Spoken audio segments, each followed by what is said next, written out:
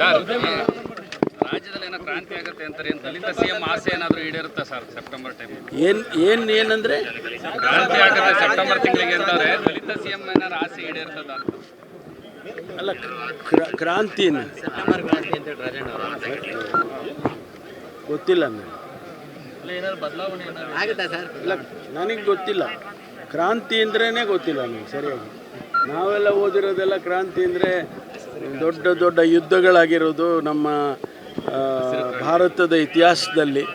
ಅದು ಆಮೇಲೆ ಅದು ಬಿಟ್ಟರೆ ನೆಕ್ಸ್ಟು ಹಸಿರು ಕ್ರಾಂತಿ ಅಷ್ಟೇ. ಗೊತ್ತಿಲ್ಲ. ಈಗ ಕೇಳಲಿಲ್ವ ಅವ್ರು?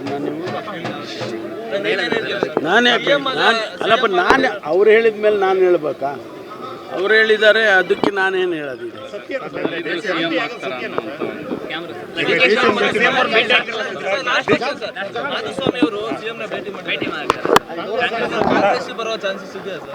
ಅಲ್ಲ ರೀ, ನಾವು ಎಲ್ಲರದ್ದು ನಾನು ಹೆಂಗೆ ಉತ್ತರ ಕೊಡೋಕ್ಕಾಗ್ತೇ?